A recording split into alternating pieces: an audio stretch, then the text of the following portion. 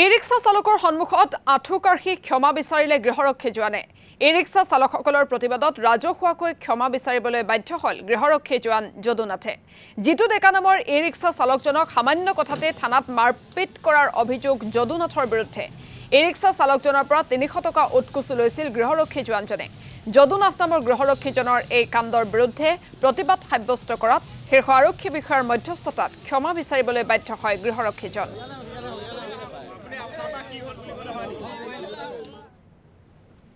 এটা কোল গাড়ীখন আগুৱাই দিয়ে, কিন্তু 12 বজা লোৱা ই আহি মানে ডাইৰেক্ট একদম আহি থানাত কেছ দি দিছে।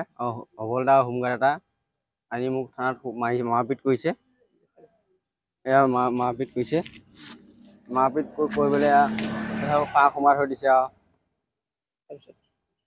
তাৰপিছত বহুত সময়ত ৩০০ টকা লৈ পেলাই মোক এৰি দিছে লাষ্ট টাইম। এতিয়া আপুনি এজাহাৰ দিছে নেকি? এতিয়া এজেহাৰ দিয়া হৈছে।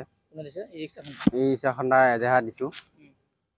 আৰু ওপৰত দিছে এতিয়া পদুম কি নাম যদুনাথৰ ওপৰত এজেহাৰ দিয়া হৈছে। কি বিচাৰ কৰে আৰু আপোনাৰ মাৰ-ধৰা কৰিছে। আৰু কিমান টকা লৈছে বুলি ক'লে? ৩০০ টকা লৈছে। ৩০০ টকা লৈছে। কিহৰ কাৰণে লৈছে, কি বুলি লৈছে? সেইটো বোলে মেডিকেল কৰিব লাগে বুলি লৈছে। আৰু ভাড়া মাৰি আছিলোঁ, ভাড়া মাৰি থাকোঁতে তাৰপিছত এই লগৰজনে ফোন কৰিলে, বোলে এনেকৈ মোক থানালৈ লৈ আনিলে।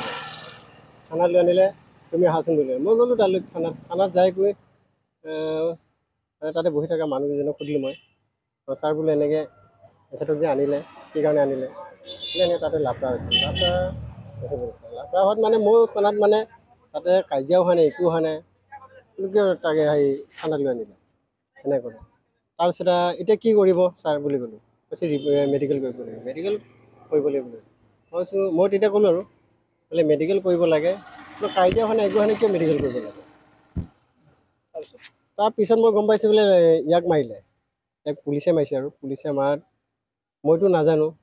তাৰপিছত হোমগাৰ্ডজনে আহি পেলাই কৈছে মোক আৰু বোলে কিবা এটা দিয়া, ইয়াক আৰু লৈ যোৱা বুলি ক'লে। এনেকৈ কৈছে।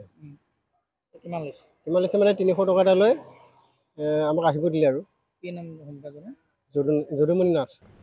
যদুনাথ।